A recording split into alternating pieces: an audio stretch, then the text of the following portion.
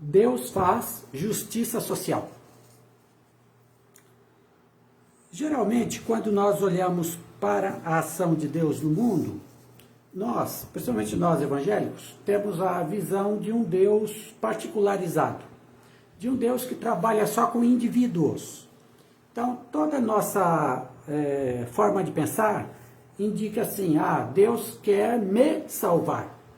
Deus quer salvar o fulano de tal. Deus quer salvar aquele outro. Deus quer salvar o meu pai, meu filho. Toda a nossa visão da ação de Deus, ela parece assim, Deus está lidando com indivíduos sempre. Cada pessoa, cada uma. Né?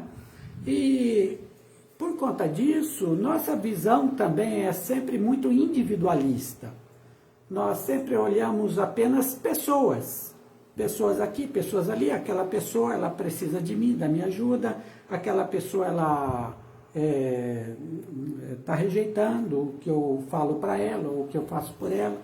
Então, tudo gira em torno de indivíduos.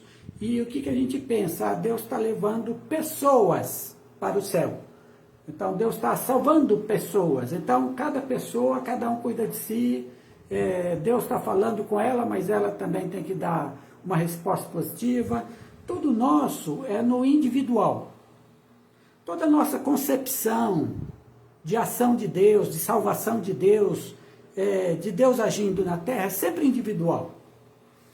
A gente pensa assim, mas a gente nunca olha com seriedade para a Bíblia, para ver se é isso mesmo. Nós já temos nossos versículos selecionados, que de fato muitos deles tratam da questão individual, porque isso é importante também. Mas a gente tem os nossos versículos selecionados e a gente se apega a eles. E se esquece de todo o resto da revelação bíblica, principalmente a que veio através de Jesus Cristo, se esquece que a revelação bíblica, ela não nos vê tão somente como indivíduos. Ela nos vê também como comunidade, como sociedade, como um grupo social. E na visão bíblica, grupo social é como, embora constituído de milhares de pessoas, ou até uma família só, é visto como um corpo só, um povo só. Ouve, ó Israel, o Senhor nosso Deus é o único Deus. Esse Israel aí não é um indivíduo. Esse Israel aí não é uma coleção de indivíduos. Esse Israel aí é um povo que está unido, gente que está junta. É uma comunidade na qual as pessoas se relacionam, na qual as pessoas vivem juntas, nas quais as pessoas trabalham juntas, nas quais as pessoas se ajudam ou se odeiam juntas. Então, tudo o que é colocado na Bíblia, ela é colocado tanto no sentido individual quanto no sentido social.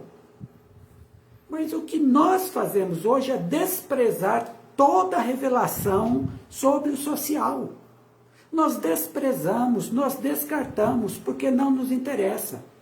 Afinal, a gente vive numa sociedade capitalista e é melhor que assim, os indivíduos sejam considerados só como indivíduos, não como povo, não como nação, não como comunidade, não como grupo. Então, nós descartamos. Mas hoje eu quero trabalhar um texto da Bíblia, da palavra de Deus para nós, palavra inspirada por Deus, para mostrar a você como essa questão do social, de nós nos olharmos como sociedade, como comunidade, como isso está de uma forma profunda nas Escrituras. E outra coisa, como isso afeta a visão da nossa sociedade, que nós temos da nossa sociedade, como isto afeta. Eu quero convidar você a lermos o texto que se encontra em Lucas 1, 51 a 53, mas deixa eu dizer de onde é.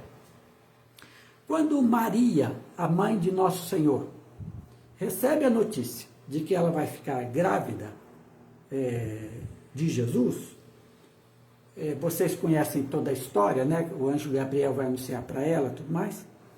Ela elabora um cântico. Ela faz um cântico. Maria, nessa ocasião, deveria ser praticamente uma adolescente. Porque se casava muito cedo naquela época, as mulheres. Porque se casava muito cedo para ter muitos filhos. Por isso elas se casavam muito cedo. Maria deveria ser, não uma mulher de 30 anos, não, uma adolescente praticamente. Mas ela conhece o Deus de Israel, seu povo.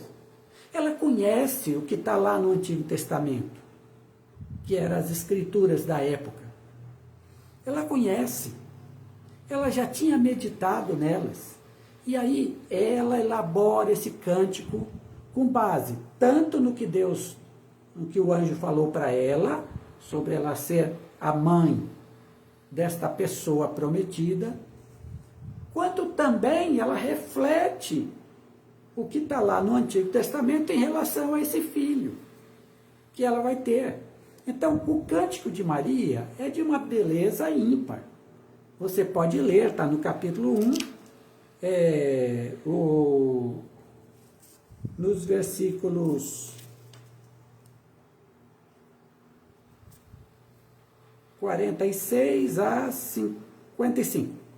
Mas o cântico é belíssimo, ele é mais longo. Aqui eu só vou pegar uma pequena parte do Cântico de Maria. Não dá, por conta de tempo, de analisar o cântico todo. Não consigo, e o meu objetivo não é esse. Eu quero pegar só uma parte desse cântico. Mas nessa parte, o que eu quero que você veja é a profundidade de uma pessoa comprometida com seu Deus e comprometida com seu povo, que tem senso de comunidade, que tem senso do social e não apenas do individual. Então, Lucas 1, 51 a 53 diz assim: com o seu braço, Deus manifestou poder. Dissipou os que eram soberbos nos pensamentos de seus corações. Depôs dos tronos os poderosos e elevou os humildes. Aos famintos encheu de bens e vazios despediu os ricos. Vamos lá.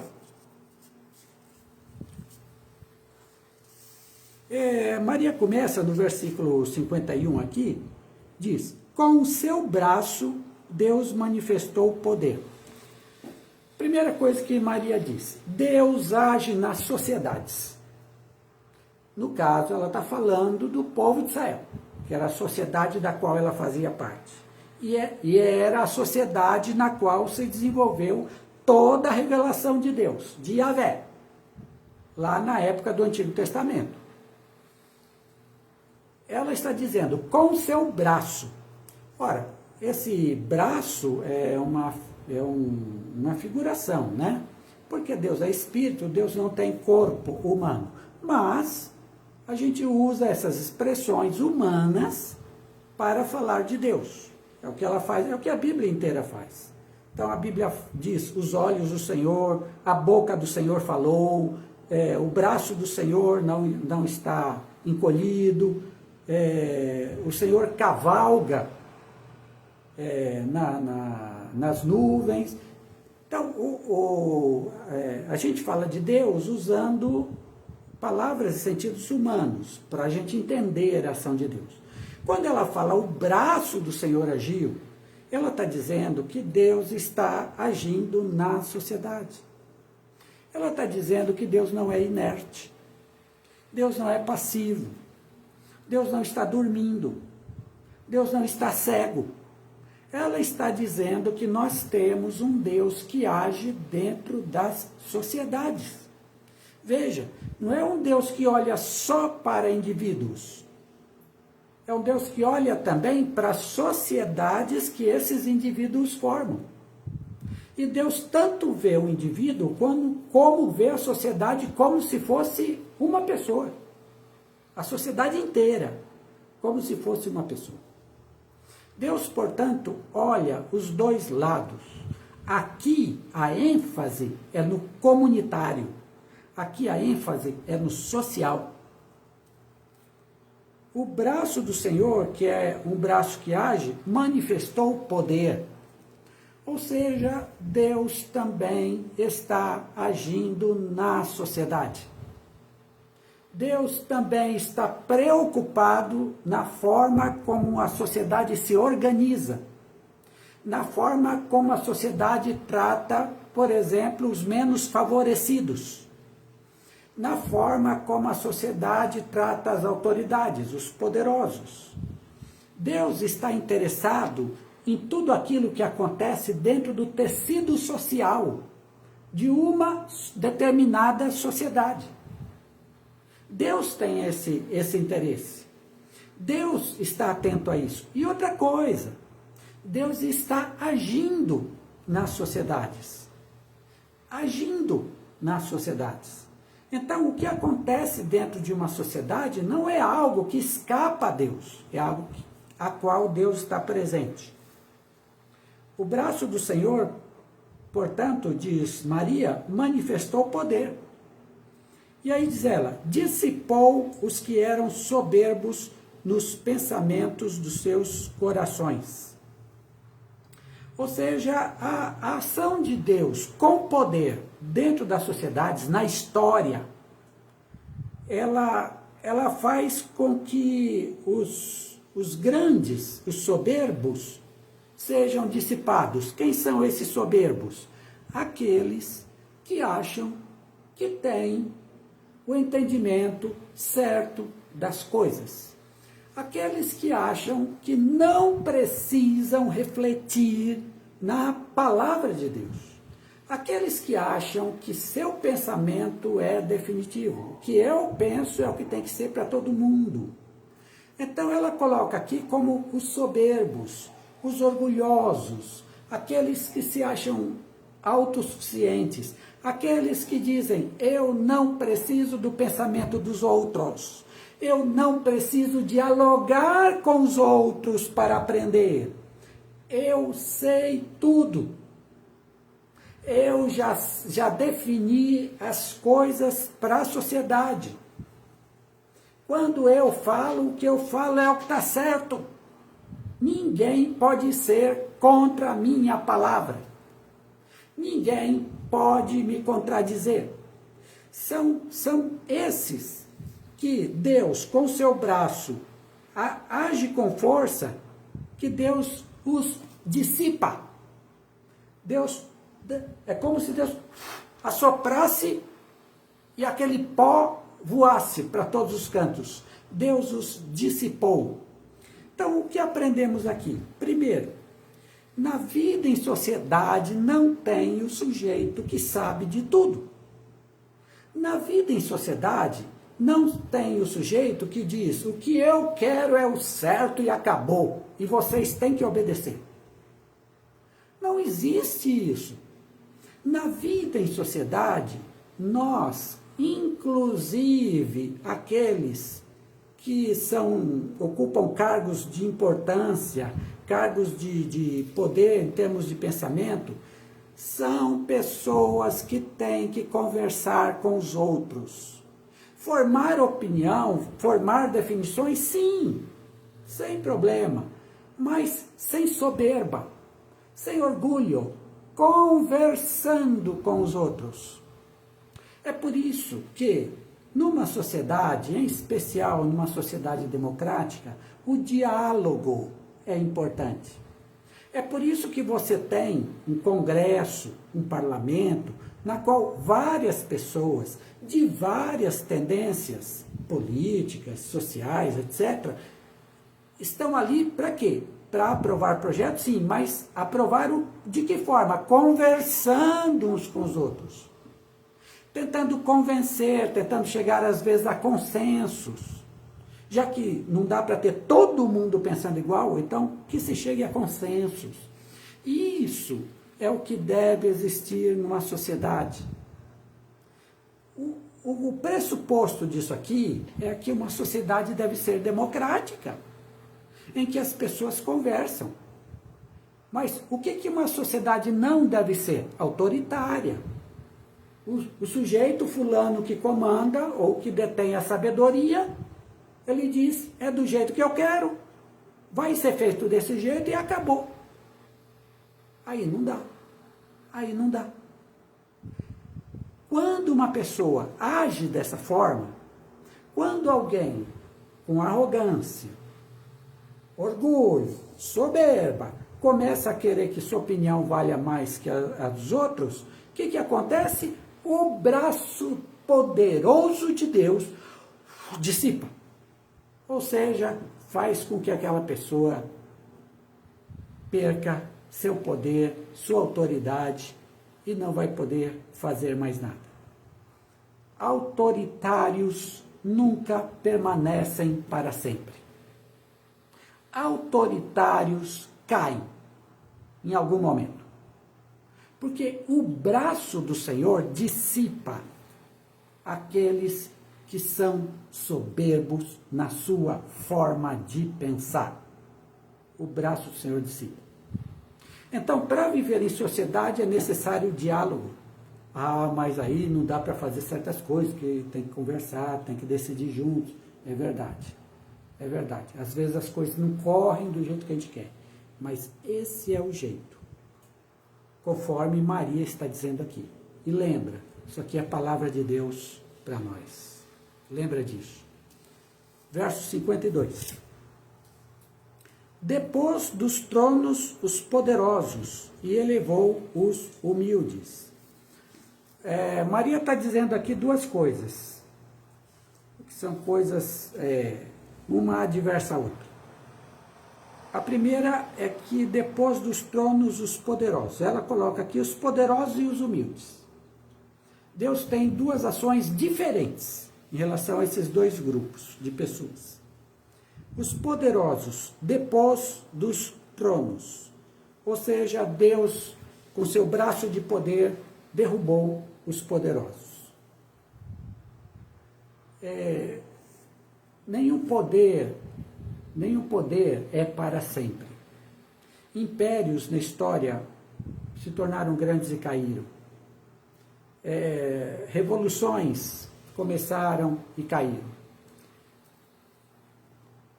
Os poderosos, os que agem com poder, aqueles que acham que são donos da vida da sociedade, da vida do grupo, aqueles que acham que a sua vontade sempre deve ser feita, aqueles que operam com poder, a palavra deles é temida, a palavra deles é obedecida. Esses que se colocam acima dos outros, veja, não está se falando aqui de lideranças, porque todo grupo tem liderança. Está se falando aqui de uma liderança que exerce de uma forma com poder na sociedade, mas de uma forma que se coloca acima dos outros.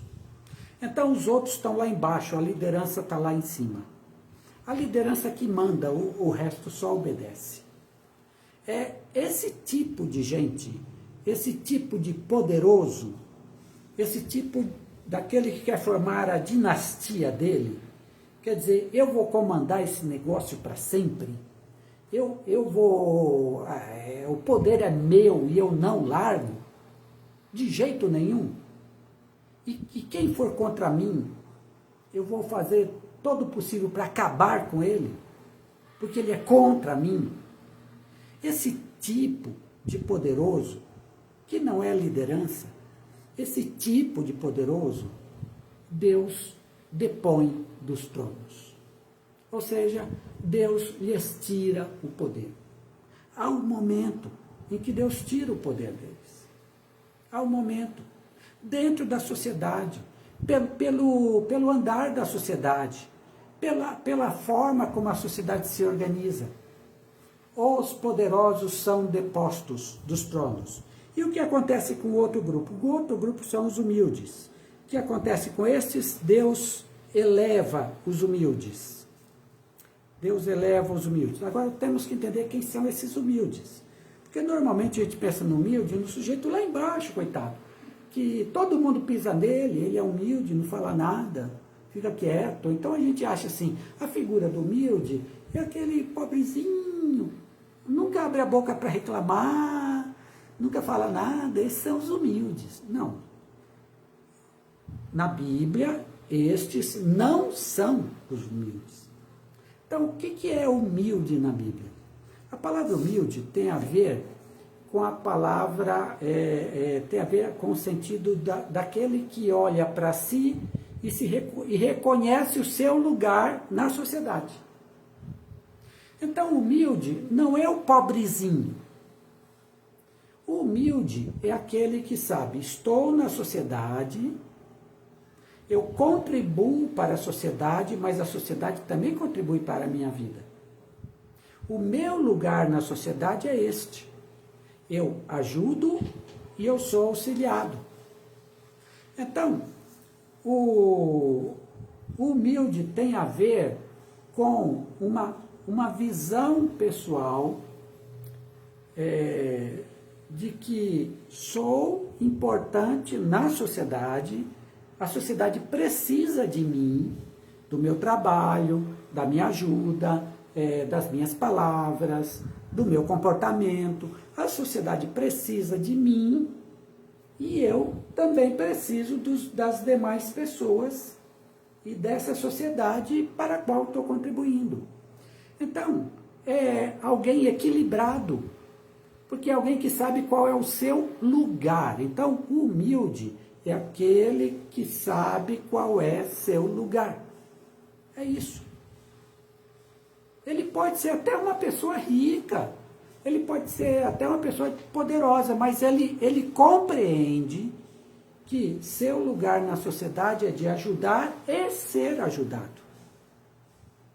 Esse é humilde. Esse é humilde na Bíblia. Então, estas pessoas humildes, ou seja, que reconhecem seu lugar, estão dispostas a cooperar com a sociedade. Veja, qual é a diferença para os poderosos? Os poderosos se acham donos dos outros e da sociedade. É tudo para eles. Quem são os humildes em contraposição aos poderosos? Os humildes são aqueles que dizem assim, não, a sociedade não é para mim, para meu desejo, para o que eu quero fazer. Não, eu ajudo a sociedade e a sociedade me ajuda, então estamos juntos. Eu preciso da sociedade. Eu preciso respeitá-la, respeitar a sociedade. Essa é a diferença. Por isso que aos poderosos, o que acontece? Deus depõe dos tronos, ou seja, Deus lhes tira o poder.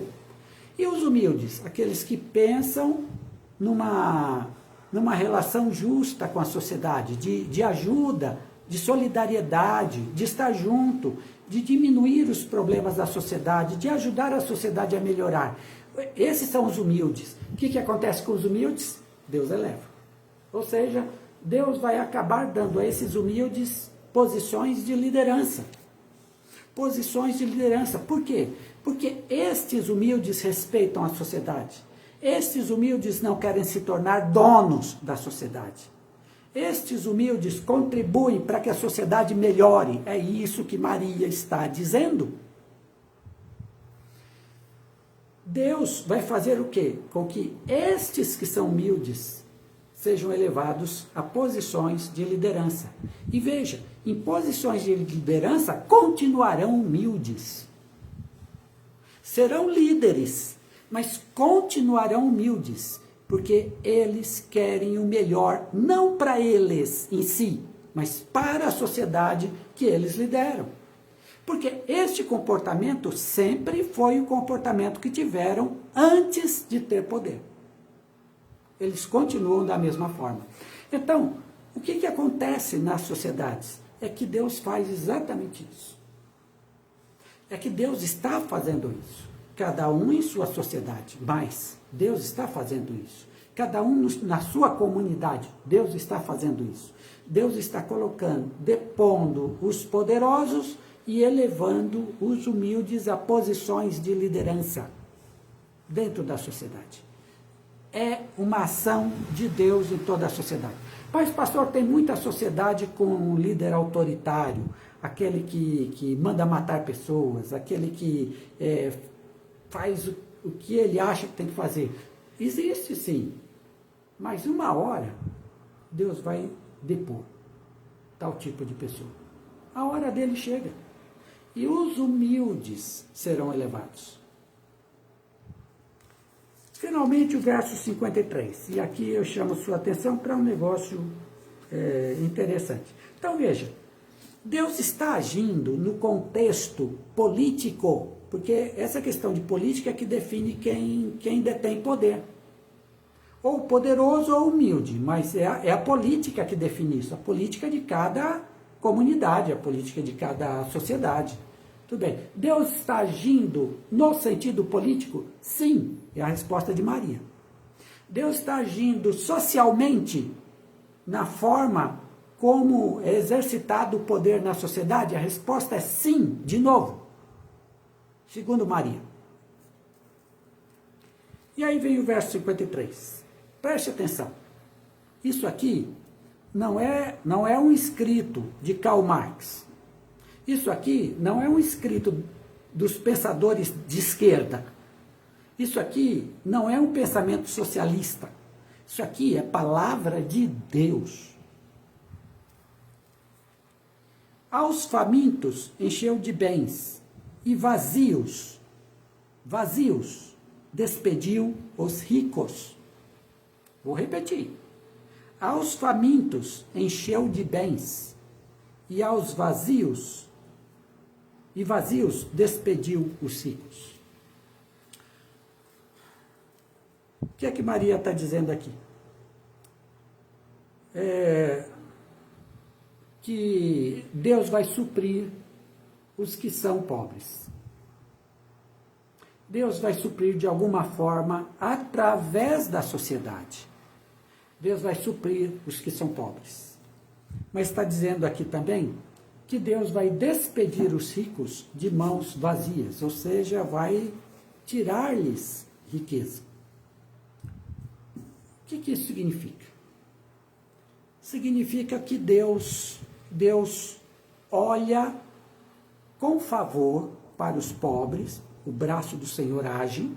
Deus olha com favor para os pobres de uma sociedade. Deus quer que a própria sociedade faça com que esses pobres se encham de bens, ou seja, que eles tenham dinheiro suficiente para viver bem. E Deus olha com desfavor para os que são ricos, porque Deus entende que as riquezas deles, ou pelo menos uma parte da riqueza deles, deve ser transferida numa sociedade para os que são mais pobres. Deus quer equilibrar as coisas. Deus quer que o rico seja menos rico. E Deus quer que o pobre tenha melhores condições de vida. Aqui é dito de uma maneira radical, viu? Aqui, os pobres são enchidos de bens. Os ricos são despedidos, mandados embora vazios. Vazios, sem nada. O que Deus está dizendo? Que a ação dele, de Deus, na sociedade é de inversão do que está colocado. De que o rico diminua a sua riqueza e o pobre se encha de bens. O que eu creio que Deus gostaria de fazer aqui, e está nos dizendo, é que Ele quer uma sociedade cada vez mais igualitária, no sentido econômico, no sentido financeiro, no sentido de bens que as pessoas têm. Cada vez uma sociedade não desigual, mas cada vez mais igualizada. Nós sabemos pela experiência que a gente nunca vai chegar no nível de igualdade, mas que ela seja cada vez mais desigual e não como acontece no Brasil, por exemplo, em que a desigualdade é uma coisa espantosa.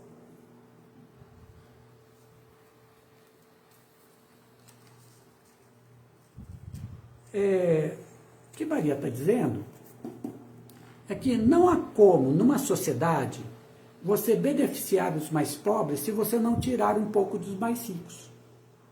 Não tem como. Não tem como. Sempre vai acontecer isso. Para beneficiar essa parcela dos mais pobres, que sempre vão ser a grande maioria, você vai precisar que os ricos abram mão de alguma coisa. É isso que está aqui. É isso que está aqui. Veja, isso é algo que está na Bíblia inteira. Exemplo, eu vou pegar aqui 3 textos, 2 do Antigo Testamento e 1 do Novo. E veja como esses textos concordam com o texto de Maria. 1 Samuel 2, 7 a 8, isso é de Ana. O Senhor é quem dá pobreza e riqueza. Ele humilha e exalta. Levanta do pó o necessitado, e do monte de cinzas ergue o pobre. Ele os faz sentarem-se com os príncipes e lhes dá lugar de honra. Vê bem, Ana diz, o Senhor é quem dá pobreza e riqueza. Aí você diz, bom, se é Deus quem dá, quem é rico, quem é pobre, acabou o assunto, morreu o assunto. Não é verdade? Se é Deus quem dá pobreza e riqueza, então a sociedade é estática. Deus deu, sorte dele. Deus não deu para o pobre, azar dele. Pronto. Só que no versículo seguinte, ela fala de que o pobre não fica pobre. De que o pobre não fica lá embaixo. De que o Senhor eleva o pobre à mesma condição dos ricos. Então, se Deus dá pobreza e riqueza, Deus não quer que a sociedade fique estática. Deus quer que haja movimento nessa sociedade a fim de que os pobres alcancem o mesmo lugar dos ricos, dos poderosos. Está entendendo? Essa é a ação de Deus. Deus não nos fez para sermos estáticos, parados numa sociedade, como se fosse um fatalismo. Rico é rico, pobre é pobre e acabou. Não. Deus quer que nós mudemos a sociedade para que os pobres tenham o mesmo nível de vida dos mais ricos.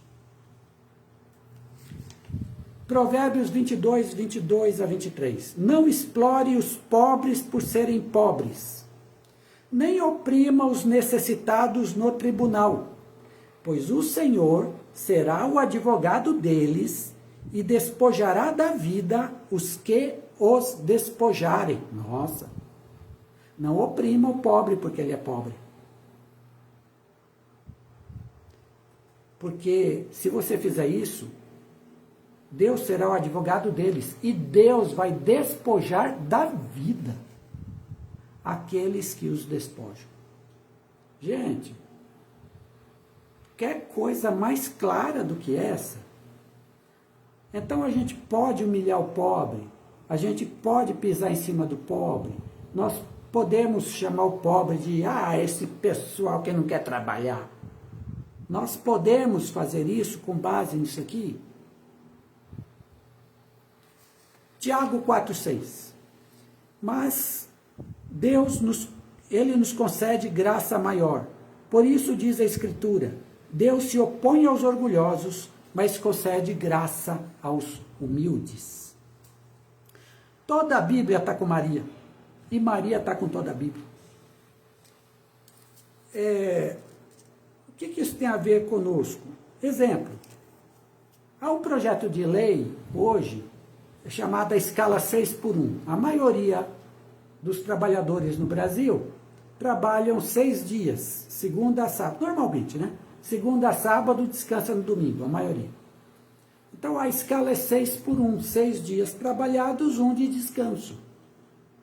Então, vários parlamentares estão querendo mudar isso, para que a escala seja, a proposta inicial é 4x3, duvido que isso passe, 4 dias de trabalho, 3 de descanso, mas pelo menos 5x2, ou seja, 5 dias de trabalho, 2 dias de descanso, normalmente, geralmente, né, sábado e domingo, para descansar.